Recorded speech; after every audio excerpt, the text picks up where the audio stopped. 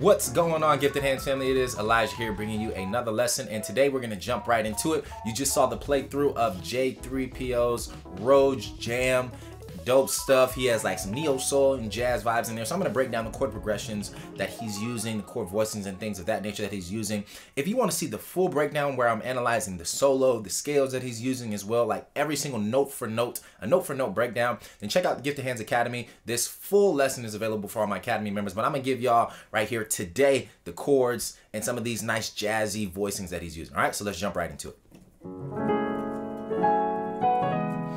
All right, so I'm looking at this, just gonna jam this song in the key of E major.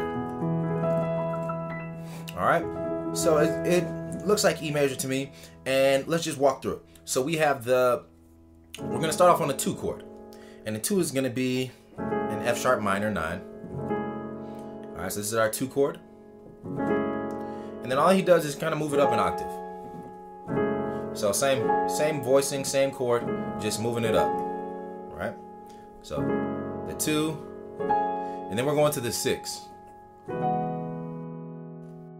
And so on the 6th chord, that's C sharp minor. And we're going to play C sharp minor 11. All right, so playing a C sharp minor 7 in my left hand.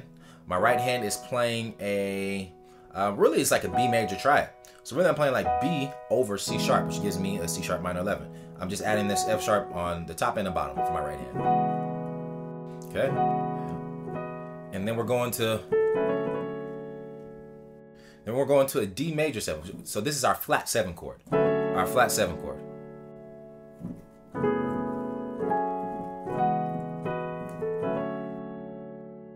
Yep, flat 7. And then we're gonna go. Then we're going to the 4. To the 4 chord. Then we can go to this.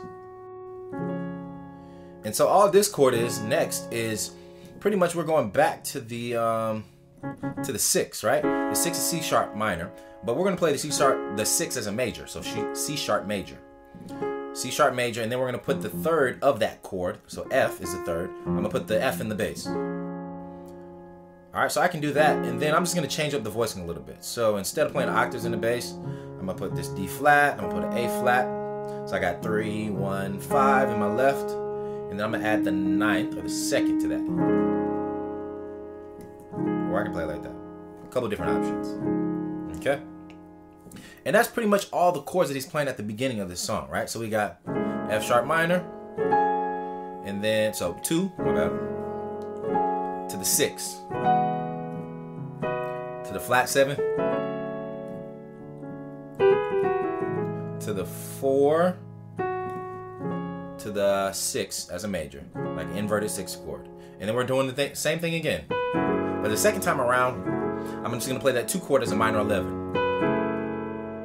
Same thing, move it up an octave, and then let's go back to the 6.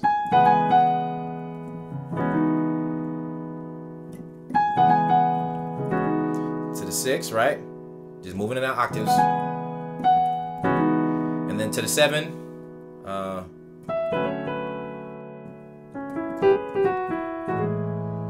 Flat 7, my bad. Flat 7.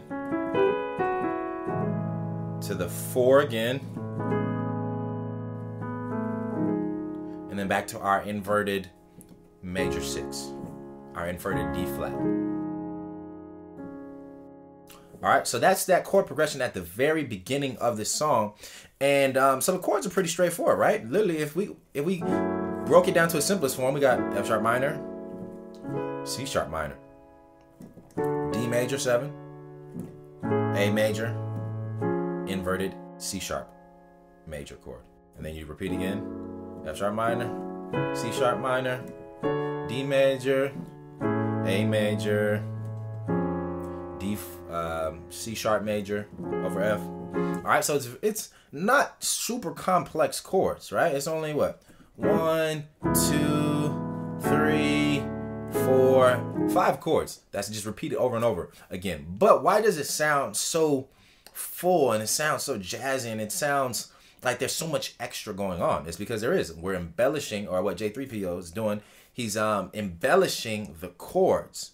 He's breaking up the chords and making it more melodic rather than just staying here, or staying here and then holding the chords. What he's doing is adding like melody to it.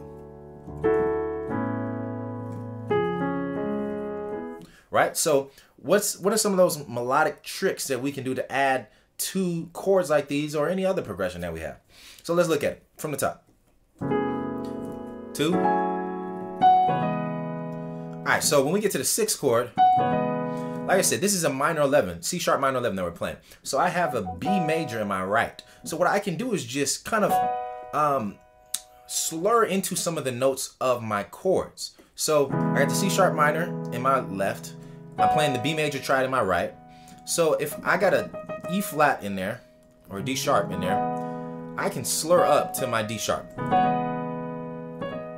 from the C sharp, or whoops, I can slur in half steps or just go a whole step. But that's just adding some character to the chord, right?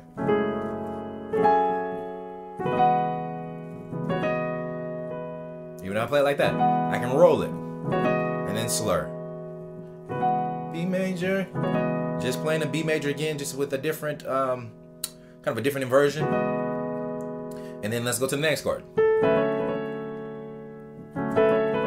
And then even on my D major 7 chord, D major 9 chord, right? This is my flat 7 chord. The voicing that he chooses is D major in the left over like an A major in your right. So that's giving me, with this A major triad, I'm getting my 5th, my flat, my major 7th, and my 9th.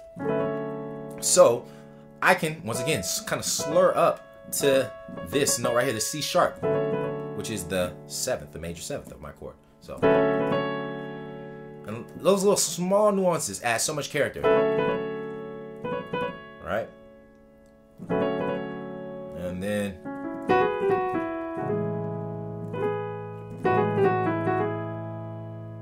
same thing when we get to the 4 chord, the A major. When I'm on the 4 chord, I'm playing just A major 7 with my left. And then with my right hand, I'm playing an E major triad, which kind of gives me the same voicing as I played on the D major 7 chord, right? Similar voicings, a major triad based off of the 5th. So what we can do is, same thing, slur up and slur down to whatever notes we want. So the melody line that we're putting over this A major chord is da, da, da, da. So all I'm going to do is slur up to the G sharp and then slur back down to the F sharp. And you can do that from a whole step, like I said, or a half step. Or either one. Or whatever feels more comfortable, whatever sounds better to you, really don't matter. It's just options. So we got that, the 4.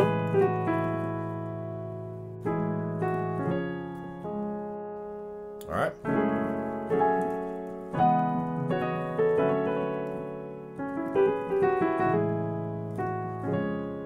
And then when we go back to the 2 chord, we just got it voiced as a minor 11 the second time around instead of the minor 9, right? All right, and then we go to the 6. So the second time around, we're playing the 6. What do we have? Once again, we're making it more melodic. We're making our playing more melodic. So we have a bunch of left-hand voicings. So catch those. If you're not comfortable with left-hand voicings, this is a great little progression to practice some left-hand chord voicings and to give you more extended ways to play your chords, right? Because if my left hand is playing the basic form or the basic 7th chords, my right hand can be solely responsible for mainly playing extensions, the 9ths, the 11ths, the 13ths, you know, the alterations, all that type of stuff. So on the 6th chord, I'm kind of just outlining the 5th and the 11th. And then I move it down an octave. Once again, slurring. All right, 6. And then when we go to the 7, the flat 7, the melody line. Or and I'm just slurring into that, into those notes. Half step slur. half step, slur down. And once again, my left hand's handling the chords. Alright. Then we got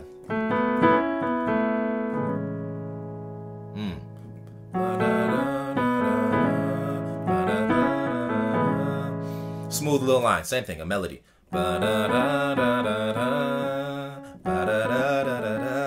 that is like I said, we're in E major, so I'm just looking at it as a melody line taken from the E major scale. And then we slur into those notes.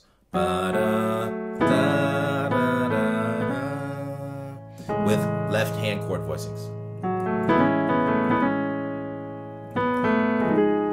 And then I got the melody into my inverted D flat C sharp major chord. Alright, so that's something cool that you can kind of mess around with in this particular song, and then really any other song, whether it be a jazz song, neo soul, gospel stuff. You can apply this kind of technique to any genre, any song across the board, which is just when you're graduating to a point where you can get comfortable, or you're starting to play like some left hand chord voicings, your right hand can really take advantage of the freedom and start playing lines, start playing runs.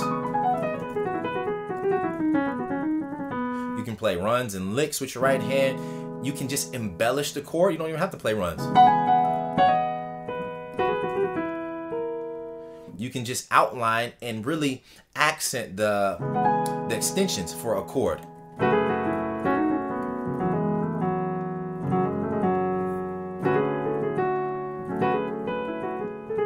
So even like on this flat 7, if I wanted to play this flat 7 chord, this D major chord, I know it sounds good with the sharp 11 and the 9th in there, right? So let me just accent that sharp 11, make it stand out. If anybody's listening, they're gonna hear that stand out.